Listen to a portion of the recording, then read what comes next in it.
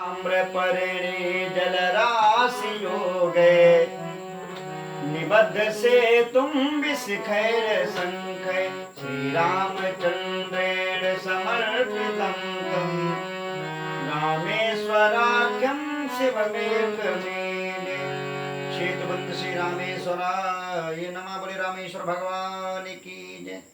आए हम आप आज सभी भारत के विभिन्न प्रांतों में स्थापित 12 ज्योतिर्लिंगों में जो एकादश भाव में यानी 11वें नंबर पर जो रामेश्वर भगवान हैं, तमिलनाडु में समुद्र तट पर स्थापित हैं, उनकी सुंदर पावन चर्चा सूचपूर्वक में सुनी। शिव पुराण के कोटिरुद्र संहिता में, भागवत में और अन्यत्र कई पुराणों में इनका उल्लेख है। रामचरितमानस में भी है, लिंग था विधवत कर पूजा, शिव समान प्रिय मोहि न।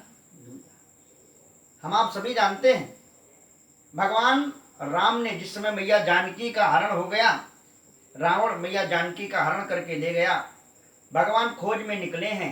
हनुमान जी समुद्र पार लांग जाते हैं, लंका को जलाते हैं, मैया जानकी की सुध लेकर के वापस आते हैं। भगवान राम से कहते हैं, प्रभु मैया को इस समय सीता कहे प्रभु विपत्ति विशाला, बहुत बड़ी विशाल विपत्ति है और मैं चाहता हूं आप चले। भगवान शीघ्रता करते हैं और समुद्र के किनारे पहुंचते हैं।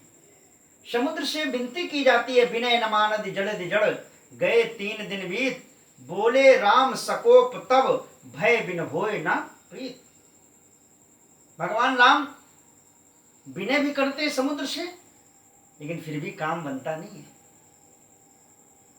समुद्र उत्पन्न हो जाता, कहता प्रभु अगर नल नील के द्वारा समुद्र का सेतु बांधा जाए तो निश्चित तौर पर ये नल नील को आशीर्वाद है, वरदान है कि जिस पत्थर को छू लेते हैं वो जल में डूबता नहीं। और ये सब आपके प्रभाव से, राम नाम का प्रभाव है।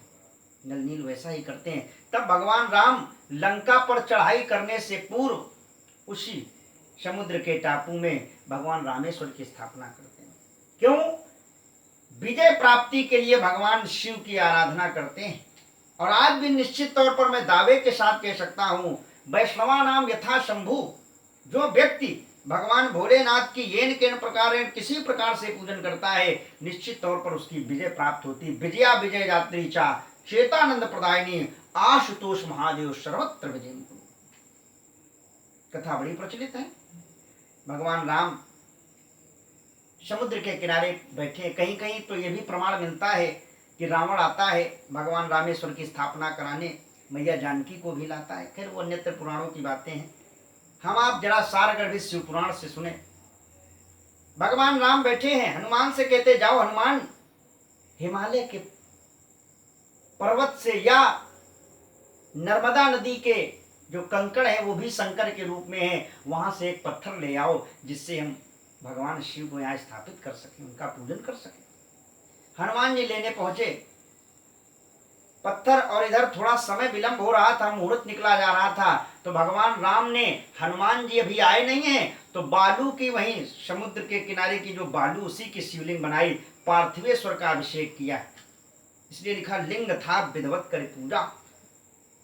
भगवान राम ने उस शिवलिंग में बालू की शिवलिंग स्थापित करके जिस समय पूजन किया, और तब तक हनुमान जी भी आ गए अपनी वो नर्मदेश्वर पत्थर लेकर के। बोले प्रभु मैं ये ले आया। राम जी ने कहा भाई जी तो पूजन कर लिया। फिर तो हनुमान जी ने भी वहीं थोड़ी दूर पर अपने लाए हुए पत्थर को स्थापित कर दिया। तो आज भी तमिलनाडु जो भक्त गए होंगे रामेश्वरम, तो भगवान राम के द्वारा स्थापित रामेश्वरम और हनुमान के द्वारा स्थापित हनुमानेश्वरम।